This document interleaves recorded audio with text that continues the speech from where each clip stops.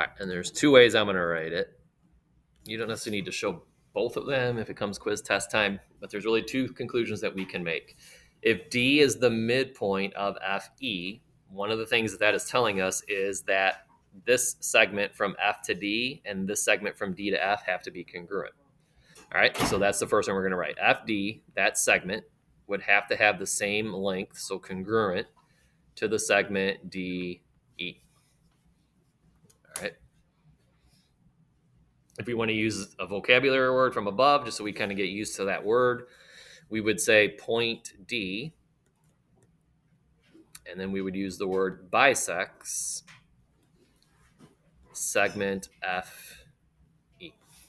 All right, if it's the midpoint, then that means it's bisecting that segment.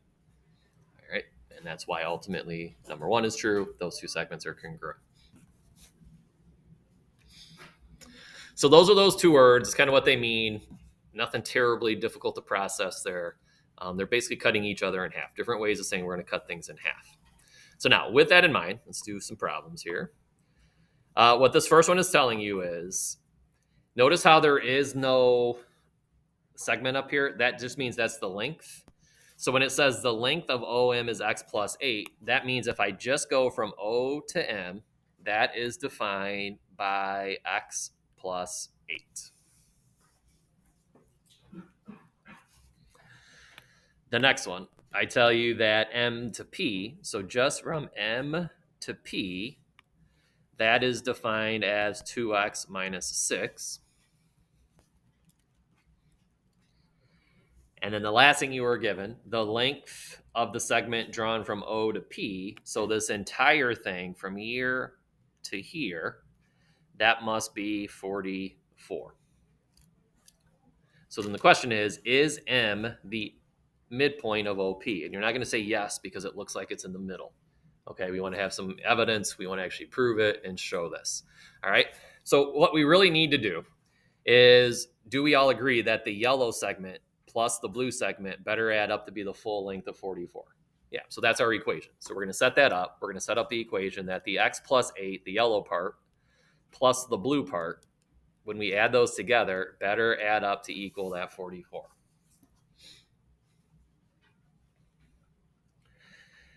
If you haven't noticed all last week, you're just going to continue. You just have these little equations again that we need to be pretty efficient at solving. We need to combine these like terms. The x and the 2x make 3x's. And then the positive 8 and the negative 6 are a positive 2. That's the left-hand side simplified equals 42. Continue solving for x. So we're going to subtract this 2 over. So the 3x, why did I do that?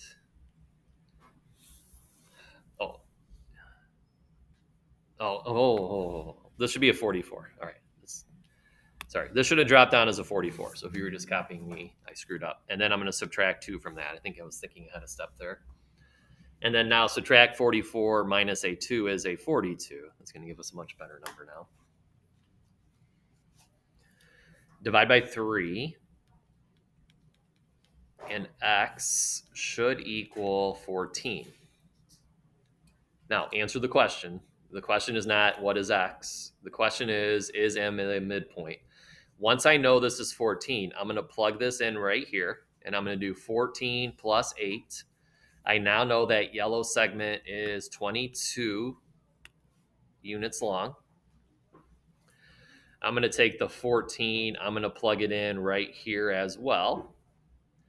2 times 14 is 28. 28 minus 26 is 22.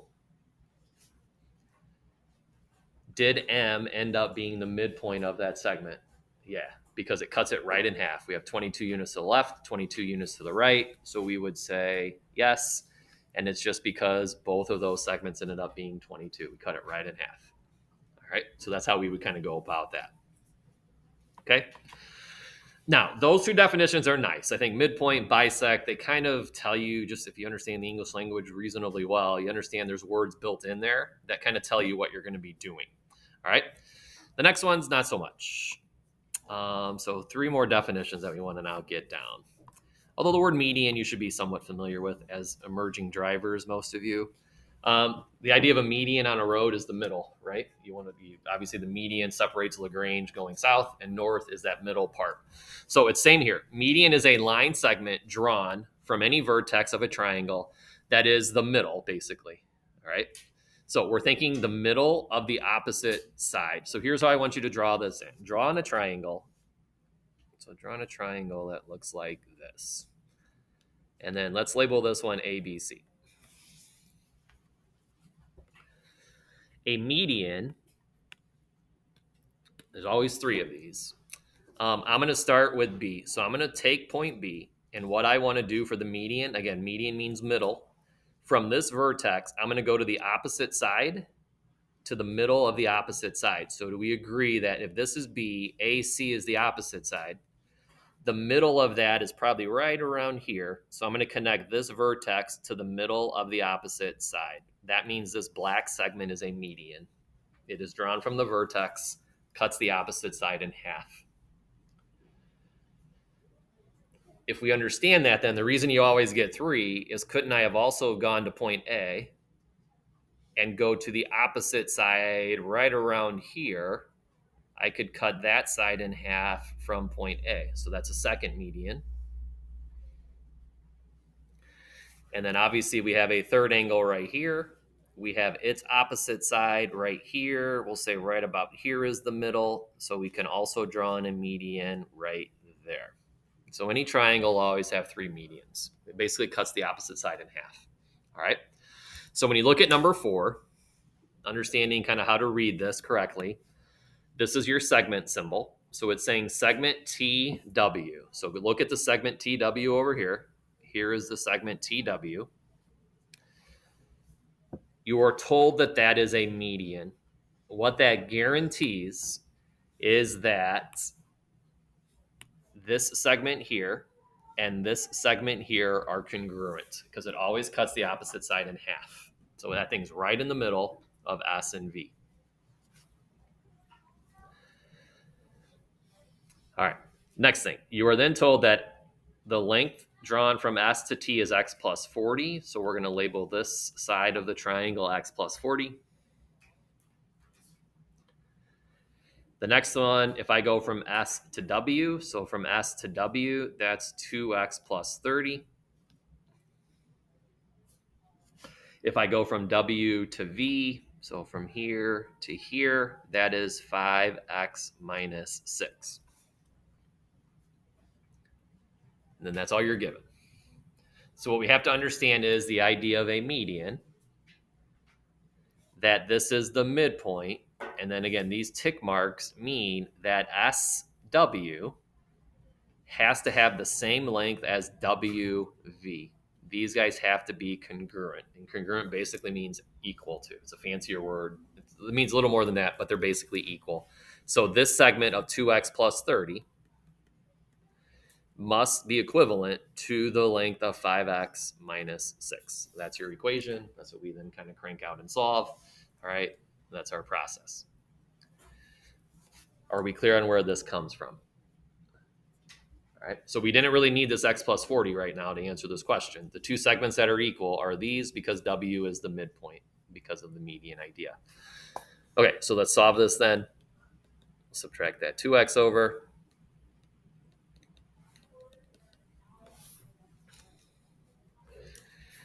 Add that 6 over, so 3x would equal 36.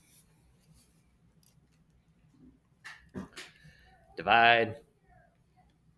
And we find that x is a 12, which is important, but it's not the answer to the question. The answer to the question is finding all 3 of these lengths. So if I did SW, here is SW right here. So that is 2x plus 30. But I now know that this x is a 12. All right, so we clean that up a little bit. 24 plus 30 is 54. So SW has a length of 54. Now, it's up to you, but if I go to WV, I could definitely take this 12 and plug it in and evaluate it. But what does that have to equal? What does WV also have to equal? It's got to be 54. That's the whole idea. These are equivalent to each other. So WV, without any work, we could just right away say that's 54. You can plug it in if you'd like, but it better give you a 54 if we did it right. ST, we do need a little bit of work because here is S to T, and that was the X plus a 40 in here. So just take this X value of 12, plug it in. 12 plus 40 is 52, and then those are our three links. All right, so that's a median. It cuts the opposite side in half. All right. Okay, next one. Perpendicular, you should know that. We talked about the symbol on Friday. Whenever you see this symbol right here, that's the geometry symbol that indicates perpendicular. So it's basically a vertical line segment, a horizontal line segment. It's like an upside down T. So whenever you see that, it means perpendicular. That tells us that those two lines intersect at right angles. So the angles there must have a degree measure of 90 degrees. All right.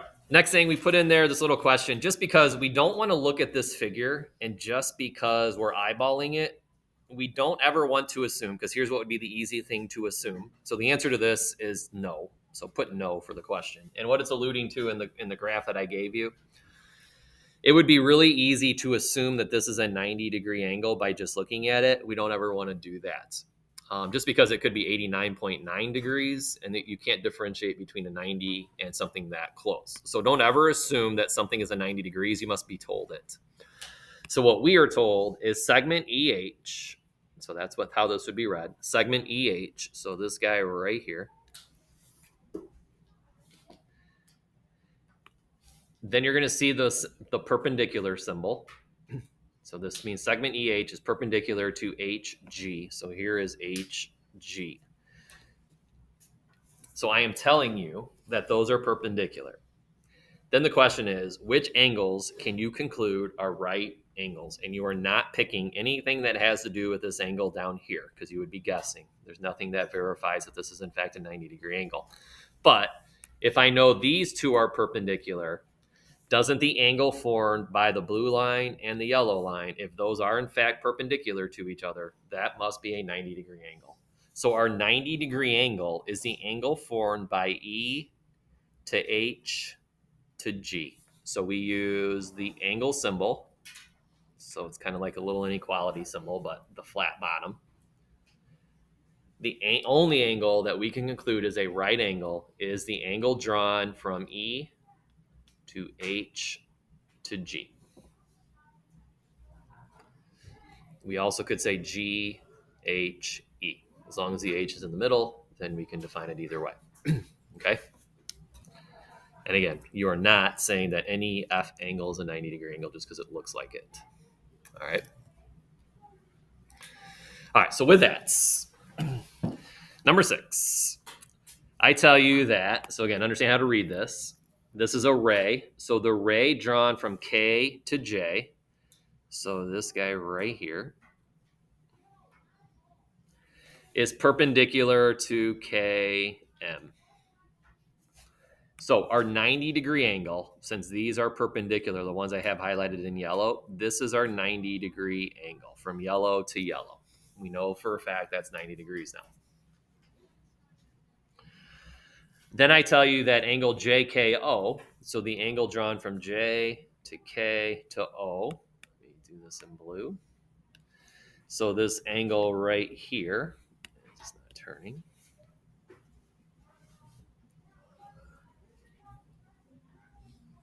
All right, that angle is 4 times larger than this angle right here. Solve that for me before we I think we can rationalize our way through this one.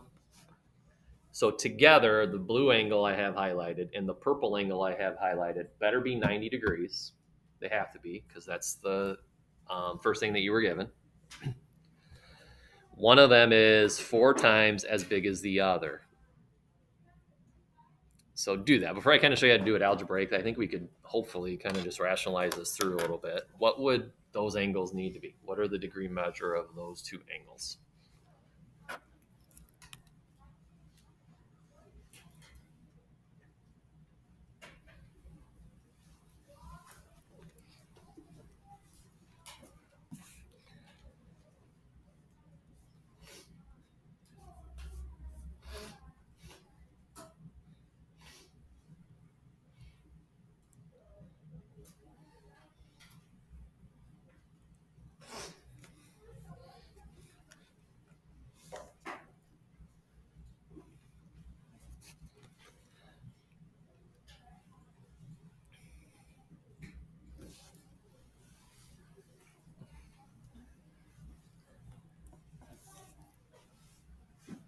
Anybody able to kind of rationalize that, think that through, guess and check through?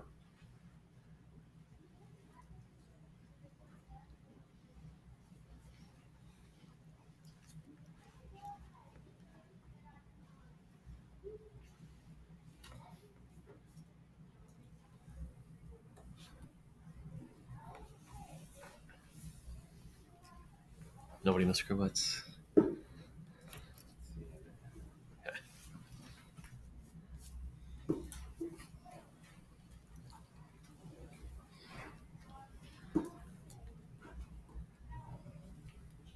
Ella? Anything? I tried. I don't know if I'm right. What'd you do? For the smaller angle, I got 18 degrees, and for the larger angle, I got 72. Okay, so she said this angle right here, the smaller purple angle was 18. We can test if she's right. We'll ask how she did it here in a minute, but we can definitely tell her if she's right or not. Because if this is 18, what did you get the blue one to be? 72. All right, so there's two conditions that we needed to meet. They're perpendicular, so they better add up to be 90. So does 72 and 18 add up to be 90 degrees? Yeah, so we've checked that off. It's definitely perpendicular. The other condition that needs to be met is this angle right here better be 4 times bigger than this angle right here. So if I did 4 times 18, does 4 times 18 multiply to be 72? So those are our answers. Okay. So angle, the measure of angle JKO in terms of answering this and saying what the answer is, JKO is the big angle, the blue angle. It was 72 degrees. All right. So now, Ella, I'm curious. How did you do that? What did you do? I started by taking 90 degrees and I divided it by 5. Okay. Good. So she did algebra in her head. Whether she set up an equation or not, she was thinking kind of algebraically here. If this is 4 times bigger than this one, isn't there 5 parts to this? The one that's the one part, the smaller angle is a one part. This is 4 parts. So those 5 parts have to give you 90 degrees. All right. So she took those 90 degrees and she just divided by the 5 parts that add up to give us that. And what did that give you, Ella? Good. So each one of those is an 18 degree. Well, that is your X. And then this one is 4 times bigger than that. That's going to give you your 72. Now, algebraically, if I define this as X, we don't know what it is. Doesn't this one have to be 4 times bigger than that? So it's really just a simple little, those 5 parts have to equal 90 degrees. So 5x's better multiply out to equal to 90 degrees. That's our equation. And then if you know how to solve this, you would divide by 5, and that's where the smaller angle would come from. Okay? All right, good. Even after a long weekend. Let's go. All right. All right. Oh, boy. That might be a good place to stop, actually. Yeah, let's stop there. We'll pick up with this altitude tomorrow versus rushing through this. So yeah, bring this tomorrow. We'll finish this off. It means you're spared of homework tonight. So we'll finish this tomorrow. We'll get you some homework on it tomorrow. Maybe we'll put on 5-3 then.